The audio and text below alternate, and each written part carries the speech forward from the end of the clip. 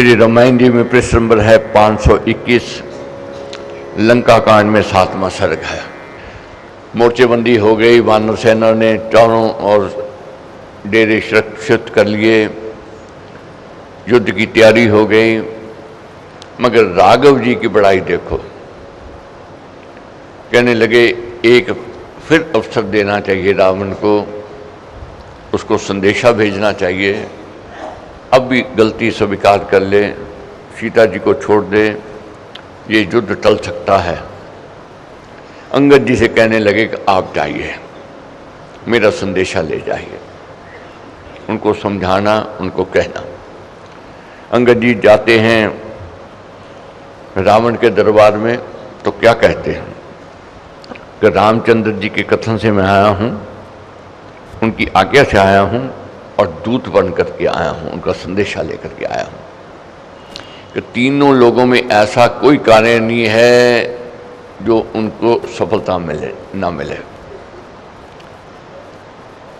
कि किसी क्षेत्र में देखो वे सफल रहते हैं और सफल होते हैं।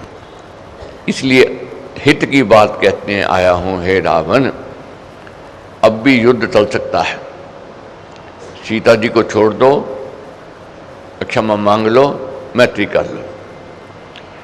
जब बात कही, रावण को कहाँ अच्छी लगने वाली थी, तो लाल पीला क्रोध में और आ गया।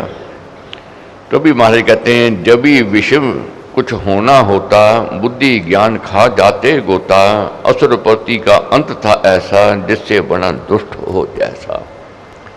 अब असुरपति का अंत आने वाले था, तो दुष्टता की ओर जा रहा था, पाप का घड़ा बढ़ता जा रहा था, नहीं माने।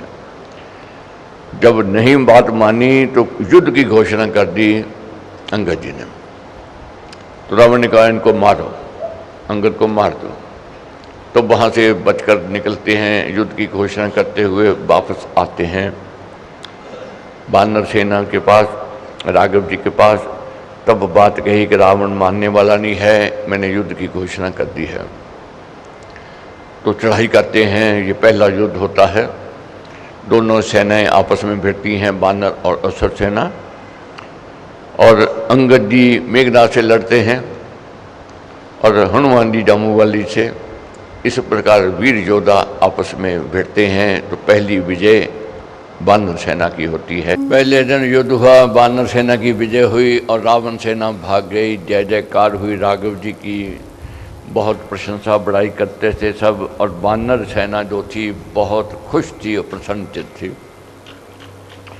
अंगद जी के बल शक्ति उत्साह सूझबूझ को देख करके तो राघव जी ने कहा कि आज से आप हमारे नेता हो, आपके नेतृत्व में ये युद्ध लड़ा जाएगा।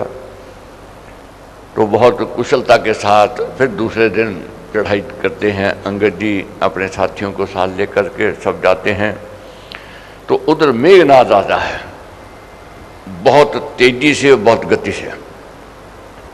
मगर जब सामना होता है अंगद जी से, घबरा जाता है। घबरा गया तो उसने छल करना आरंभ कर दिया, माया का सहारा लिया। जब कुछ कामयाबी नहीं मिली तो उसने क्या किया, नागपाश नामक बाण छोड़ा, जिससे राम और लक्ष्मण दोनों उसके बंधन में आ गए। सारे शरीर में जहर फैल गया, मूर्छित होकर के गिर गए। और मेघनाद ने यह समझा कि दोनों मारे गए। बहुत खुशी से रण क्षेत्र से भागा महल की ओर, पिता को समाचार देने के लिए रावण को जाकर के समाचार दिया कि मैंने दोनों को मार दिया है। रावण बहुत प्रसन्न हुआ। अब रावण ने सोचा कि सीता को कहा जाए कि मेरी बन जाओ, अब तो वह संसार में नहीं है। तो दिखाया जा कर के, जब सीता जी ने जब देखा कि दोनों मृत पड़े हैं, विलाप करने लग गए। तब त्रिष्टा ने समझाया, त्रिष्टा ने कहा कि मरे नहीं है, मृत नहीं है, ये मूर्छित है, इसलिए विलाप अच्छा नहीं है। तो उधर गरुड़ जी आते हैं। गरुड़ जी ने आकर के दोनों भाइयों के शरीर के अंदर जो जहर फैल गया था उसको निकाला। राघव जी ने धन्यवाद किया गरुड़ जी का आपने बहुत हमारे ऊपर कृपा की, विष मुक्त किया। तब गरुड़ जी क्या कहते हैं, अति उत्तम प्रसंग है जो समझने का, जानने का। गरुड़ जी ने क्या कहा कि मैंने कोई कृपा नहीं की है, कोई आपके ऊपर एहसान नहीं किया है, ये मेरा धर्म था, मेरा कर्तव्य था। क्यों मेरा धर्म, मेरा कर्तव्य था? जो व्यक्ति, जो प्राणी धर्म का काम करता है, समाज का कार्य करता है, जाति का काम करता है, संतों का सहायक होता है, उसके प्रति हमारी ड्यूटी है, हमारा कर्तव्य है। तो यही इस प्रसंग में महाराज ने हमें समझाया है कि कभी भी सेवा व्यर्थ नहीं जाएगी, किसी न किसी रूप में उसका फल मिलेगा ही मिलेगा। बहुत बार महाराज ने ये बात समझाई है कि ऐसी स्थिति होती है कि बहुत भयंकर एक्सीडेंट होता है और गाड़ी देख कर के ऐसा लगता है कोई बचा नहीं होगा, मगर जिसको राखे साइयाँ मार सके ना कोई। तो क्या कहते हैं उस समय कि भाई कोई ना कोई इसने पुण्य कर्म किए थे, कोई ना कोई धर्म का काम किया था जो इसको मालिक ने बचा लिया। अब गरुड़ जी क्या कहते हैं कि हमने कोई आपके ऊपर एहसान नहीं किया, कोई कृपा नहीं की है, ये हमें देव द्वार से प्रेरणा आई है, मालिक से प्रेरणा आई है कि हमने आपकी सहायता करनी है। दोनों भाइयों के शरीर के अंदर, राम और लक्ष्मण जी के शरीर के अंदर विष फैल गया चारों ओर। तो गरुड़ जी आए और दोनों भाइयों को विष मुक्त किया। तब राघव जी क्या कहते हैं, रघुपति बोले देव तुम्हारी हुई दया है हम पर भारी, दूर हुआ विष घाव पराए, अंग सर्व स्वस्थ हो आए।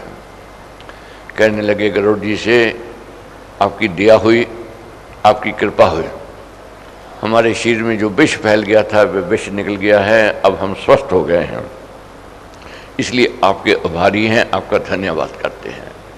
मगर गरुड़ जी क्या कहते हैं, कहा गरुड़ ने परस्पर हमारा, स्नेह प्रेम तो है ही भारा, सच्चा कर्तव्य था ये मेरा, आकर हरना कष्ट तेरा। बहुत अच्छे शब्दों में महाराज ने समझाया, यह प्रसंग समझने का है। गरुड़ जी कहने लगे ठीक है, हमारा आपका प्रेम है, स्नेह है, मगर उससे बड़ी बात क्या है, हमारा कर्तव्य था, हमारी ड्यूटी थी इस समय आपकी सहायता करना। क्यों ड्यूटी थी, क्या कर्तव्य था, किस लिए आना था?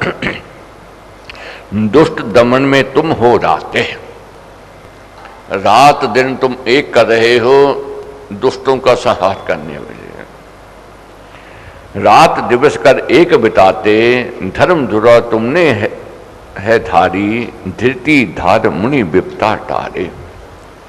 धर्म पर चलते हो और ऋषि मुनियों को दुखों को दूर करते हो, विपता उनकी दूर करते हो, और धर्म चक्कर हो तुम ही घुमाते, न्याय कर्म की रीति चलाते।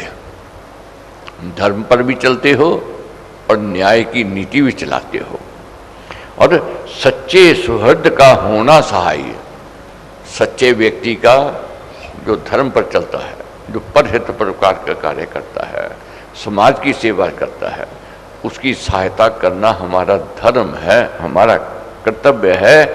कहा कमाना पुण्य कमाई, ये पुण्य कमाई है, सज्जन का साथ देना, जो धर्म का कार्य करता है उसका साथ देना, वो मैंने कमाई की है, धर्म की कमाई मैंने की है।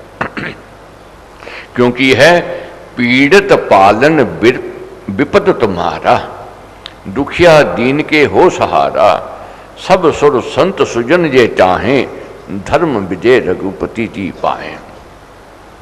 क्या कहने लगे गरुड़ जी कि आप दुखियों के दीन के सहायक हो, और बड़ी बात तो क्या है, संत लोग, सज्जन लोग क्या चाहते हैं कि आप विजयी हो, आपको विजय लाभ प्राप्त हो। तो इस कारण हमने आपका साथ दिया है। तो दोनों भाई स्वस्थ होते हैं। तो आगे फिर युद्ध की तैयारी होती है। तो उधर रावण बहुत आवेश में है। जब देखा कि दोनों भाई फिर युद्ध के लिए आ गए हैं, तो उसने ब्रजरथ को भेजा। सेनापति था, तो अंगद जी ने मार गिराया। फिर अकंपन को भेजा। अकंपन इतना शक्तिशाली था कि धरती कांपती होती उसके आने से। पशु पक्षी भागने लग गए। उसकी इतनी शक्ति, उसकी ताकत देख करके तब हनुमान जी ने आगे बढ़ करके वृक्ष को उखाड़ा तो उसको मारा। तब आगे फिर प्रस्थ को भेजा रावण ने। प्रस्थ मारा जाता है, तब खिंच गया रावण। तो मैंने इतने सेनापति भेजे तो उन्होंने सबको मार गिराया। तो कहने लगा अब मैं जाऊंगा युद्ध में। भारी सेना लेकर के वे युद्ध में खुद आता है रावण, बहुत तेजी से, बहुत गति से। तो आगे सुग्रीव जी ने जब देखा उसकी गति को, तेजी को, शक्ति को, अब बचना था। बहुत बड़ा पत्थर शिला फेंका रावण के ऊपर। रावण क्रोध में आ गया, कहने लगा मैं सुग्रीव अभी तेरे को पता चलाता हूँ। तो मारा सुग्रीव को बाण, घायल हो गए सुग्रीव जी। तब आगे बढ़े राम और लक्ष्मण जी, क्योंकि इतनी गति, इतनी तेजी से उनकी सेना बढ़ रही थी, तो उन्होंने उनकी गति, उनकी शक्ति को रोका। तब हनुमान जी ने आगे बढ़ करके एक वृक्ष उखाड़ा, रावण के सारथी को मार दिया और रथ को चूर कर दिया। जब ऐसी दुर्गति देखी रावण ने, तो उसने वहां से भागना ही उचित समझा। तो भागा वहां से, रण क्षेत्र को छोड़ करके